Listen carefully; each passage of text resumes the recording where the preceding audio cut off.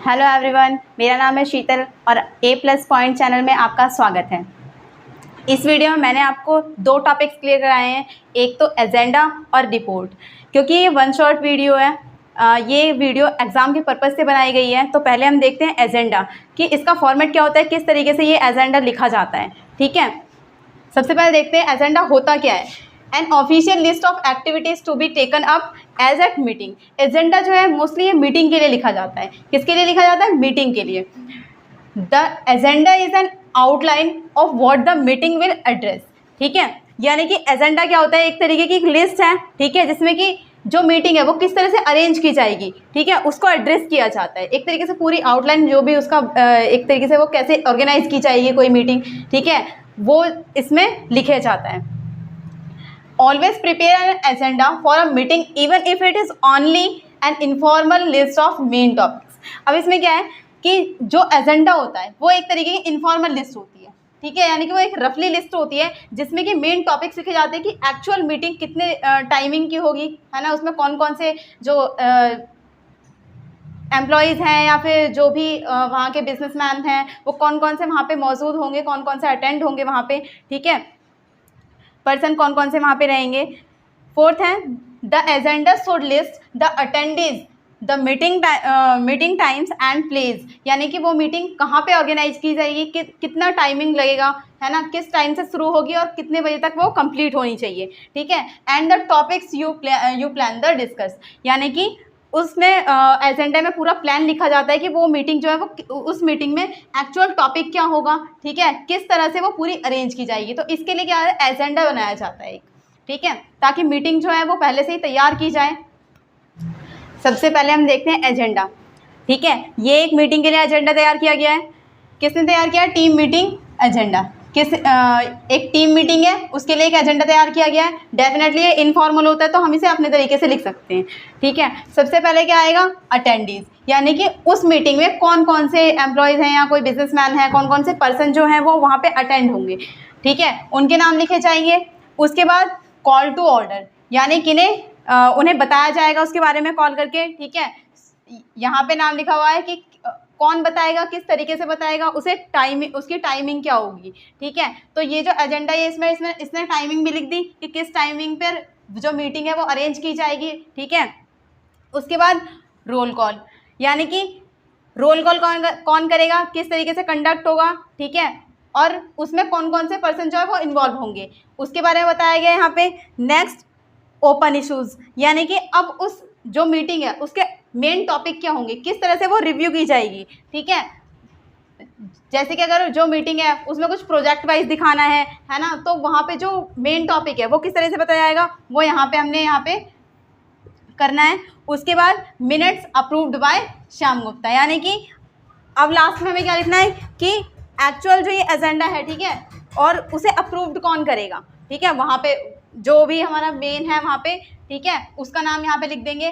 तो ऑलमोस्ट इस एजेंडे में सभी को बताया है किसका कौन सा काम होगा, किस तरीके से मीटिंग अरेंज की जाएगी, ठीक है, टाइम कितना लगेगा, डे कौन सा होगा, ठीक है। तो एजेंडा में यही सब चीज़ें आती हैं। यहाँ पे हमारा इस एजेंडे का जो है फॉर्मेट भी पूरा हो गया और एग्जाम्पल के थ्रू मैंने आपको बता भी दिया है। आप चाहें तो इसका स्क्रीनशॉट ले सकते हैं। अब हम देखते हैं रिपोर्ट के बारे में। रिपोर्ट किस तरह से लिखी जाती हैं, ठीक है, और क्यों लिखी जाती है। रिपोर्ट क्या होती हैं? एक तरीके से अगर कोई भी चीज़ ऑर्गेनाइज़ की हुई है, कोई फंक्शन ऑर्गेनाइज़ किया हुआ है, ठीक है, और नेक्स्ट डे हमें उस चीज़ की रिपोर्ट देनी है किसी को, जैसे प्रिंसिपल को, स्कूल में हमारे कोई फंक्शन ऑर्गेनाइज़ किया हुआ है और हमें अगले दिन प्रिंसिपल को रिपोर्ट देनी है कि उस जो फंक्शन था उसमें क्या क्या हुआ, किस तरीके से हुआ, कौन कौन से चीफ गेस्ट आए थे, ठीक है, उसके बारे में पूरी डिटेल्स देनी है। तो अगर ऐसी कोई रिपोर्ट देनी है तो उसे हम रिपोर्ट बोलते हैं, ठीक है। यहाँ पे हम एक रिपोर्ट देखते हैं एग्जाम्पल के लिए, जैसे कि एक इंजीनियर है, ठीक है, असिस्टेंट इंजीनियर, उन्हें एक रिपोर्ट देनी है, ठीक है, किसे देनी है? डिवीज़न ऑफिसर को, ठीक है, किसके बारे में? एक रोड के बारे में। क्वेश्चन में दिया हुआ है कि एक रोड के बारे में यहाँ से यहाँ तक, ठीक है, जैसे कि हम मान लेते हैं ये दिया हुआ है मंडी एंड नेशनल हाईवे, तो मंडी से नेशनल हाईवे तक का जो रोड है, ठीक है, उसके बारे में पूरी डिटेल्स हमें एक रिपोर्ट के तौर पे तैयार करके भेजनी है। तो यहाँ पे ये कैसे लिखा हुआ है? सबसे पहले तो हम हेडिंग लिखेंगे, ठीक है, रिपोर्ट किस बारे में लिखी जा रही है, ठीक है। सबसे पहले तो हेडिंग हुई बिल्डिंग एंड रोड डिवीज़न, ठीक है। उसके बाद एड्रेस आएगा, एड्रेस के बाद हम रिपोर्ट स्टार्ट करेंगे यहाँ से। सबसे पहले किसे लिख रहे हैं हम, टू द डिवीज़न ऑफिसर, फिर उसका एड्रेस यानी कि रिसीवर एड्रेस जहाँ हम भेज रहे हैं, जिसके लिए रिपोर्ट लिखी जा रही है, ठीक है, वहाँ का एड्रेस आएगा। उसके बाद सब्जेक्ट आएगा, सब्जेक्ट यानी कि किस टॉपिक पे रिपोर्ट जो है वो लिखी गई है। Estimation of construction of road, यानी कि जो रोड का कंस्ट्रक्शन है उसका एस्टिमेशन किया जा रहा है, यानी कि जो इंजीनियर है वो वहाँ पे जाके उसका जायज़ा ले और उसके बारे में हमें उन्हें बताए, ठीक है, एक रिपोर्ट भेजें। उसके बाद यहाँ पे क्या आएगा, सैल्यूटेशन, यानी सर मैम आप जो भी डालना चाहते हैं, ठीक है, ये वो आ गया। नेक्स्ट हम कंटेंट स्टार्ट करेंगे। कैसे हुआ है, as per your order number dated, ठीक है, 5 सितंबर। यहाँ पे क्या हुआ, एक तो डेट आ गई, ठीक है, I thoroughly examined the site for link road between Mandi to, यानी कि इतनी डेट को मैं वहाँ पे गया और मैंने वहाँ पे मंडी से नेशनल हाईवे तक का जो रोड था बीच का उसका एस्टिमेशन किया है। उसके बाद the length of the road is इतने किलोमीटर, यानी कि 2.3 किलोमीटर, ठीक है, जितने भी हैं यहाँ पे इसने उसकी लेंथ बता दी। Which can be prepared in 20 days, यानी वो कितने दिन में प्रिपेयर्ड हो जाएगा, 20 डेज में, with the help of 60 workers, कितने वर्कर्स की हेल्प से, 60 वर्कर्स की, ठीक है।